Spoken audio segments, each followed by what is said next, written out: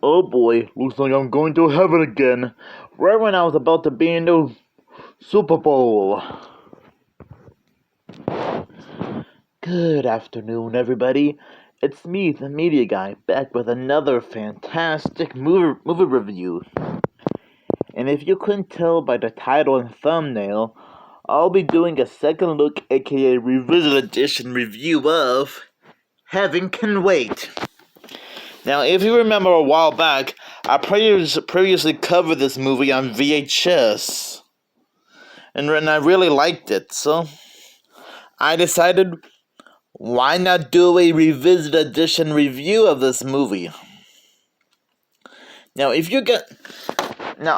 assume you guys have already seen my original review, just to get an idea of what it's all about.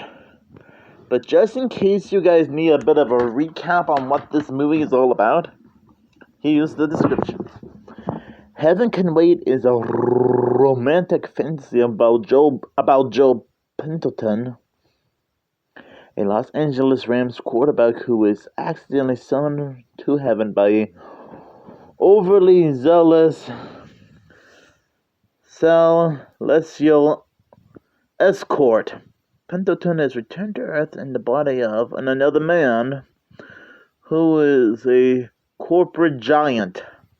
While practicing to once again play for the Rams, Pendleton must escape attempts on his life while romantically pursuing a beautiful English woman, played by Jules Christie, who protests the destruction caused to her village by one of his many corporations.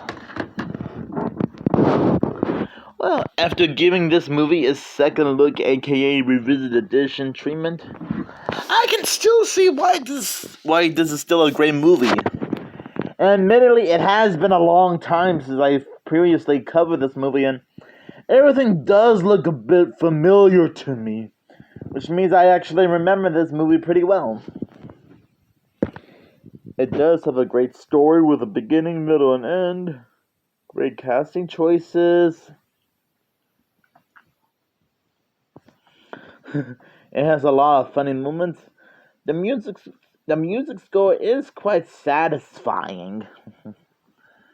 And I think I am not sure if I said this before in my original review, so I'll say it again. I do like the idea of a football player who is accidentally getting taken to heaven due to a car accident that barely hit him. We're talking about a misunderstanding waiting to happen, if you know what I mean.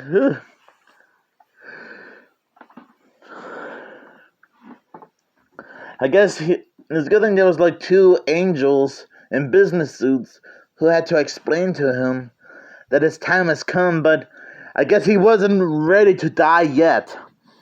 Since the cars didn't hit him quite yet. So I guess he's also being put in the body of a popular businessman, millionaire even, who was brutally murdered by his assistant and wife. And I do like how when Joe was taking over the body of this billionaire, the billionaire's wife was a little bit freaked out to see him being alive when Joe was going to be a part of it, was going to be meeting this beautiful lady about her village being destroyed in the United Kingdom. And his assistant has to point out that she saw a mouse just a moment ago. Oh boy. That was actually quite funny when you think about it. I mean, I highly doubt there was a mouse going by.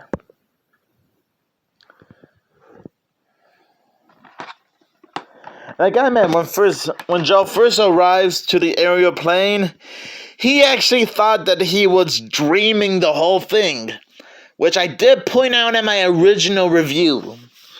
That he was a little bit skeptical at first about him kicking the bucket, which, to be fair, I wouldn't blame him.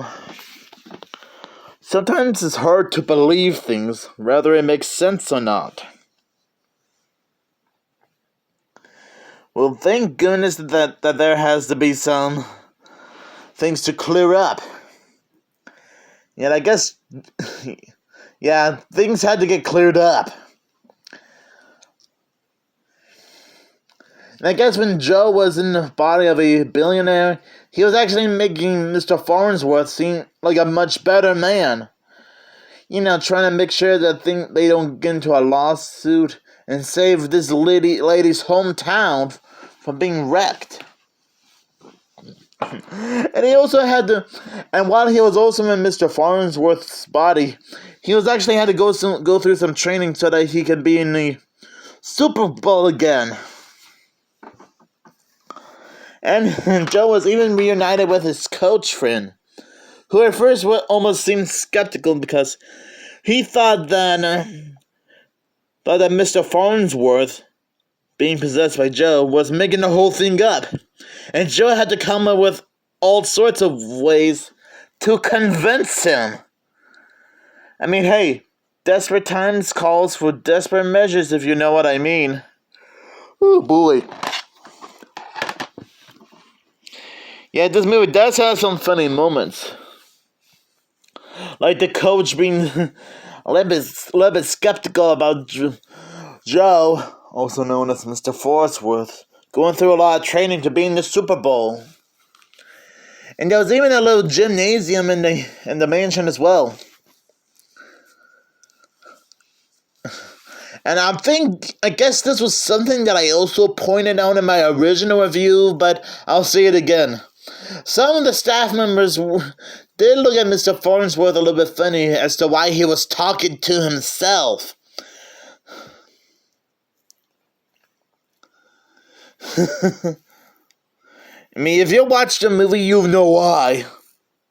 The big boss man of heaven and his assistant were talking to him on how Joe should temporarily take Mr. Farnsworth's body while they try to look for a new fresh body, like a football player even. Again, this whole thing does seem a little bit better in context if you watch the movie.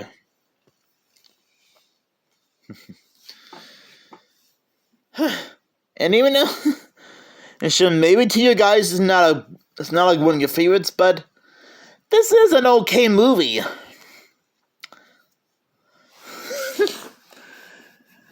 And boy, I gotta admit, Mrs. Farnsworth and her husband's assistant sure are sinister, always trying to find ways to kill him, and they were a little bit skeptical about him ratting them out, since they were the ones who killed him to begin with. Well, killed him the first time, and then had to kill him the second time. They are wishing well. Oh boy. I mean, sure, they might not have screen time, but hey, they're still evil when you think about it.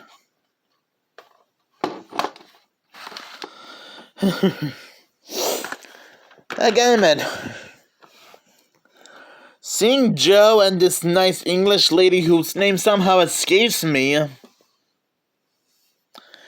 they really have some nice chemistry with each other. And I guess Joe now taking on a new personality as a new football player who might not remember his personal life, finally actually found true love. I guess even football players need love at some point, if you know what I mean. So anyways, I'm actually glad I gave this movie its second look, aka Revisit Edition treatment. Because I can still see why it continues to be a phenomenal movie. And sure, I'm not much of a football type expert, since I never did be a part of a football team during my high school years, but hey, to anyone who's into football, I have a feeling this is the movie just right for you. And I'm surprised we don't have too many heaven-related sports movies like Heaven Can Wait, for example. I mean, sure, maybe there is, and I'm just not knowing, and I just didn't know anything about it until now, but still. So after giving it its revisit edition treatment, it's still great now as I did watching it for the first time. And now I didn't mention I watched it for the second time. Now I don't know what the cast and crew behind this movie are up to right now. Not sure if some of them are like retired from making movies or still in the movie making business right now as I'm recording this video. But who knows? So I'll give this movie 5 angel footballs out of 5, since it is a fantastic movie no matter what. And I still highly recommend this movie if you guys are like into football. Since I'm guessing it is like a great movie. So do you guys still have any thoughts on this movie? Since I did give it its revisit edition treatment, just let me know down in the comments below. And don't forget, tomorrow I'll be watching Splitting Heirs for the first time tomorrow.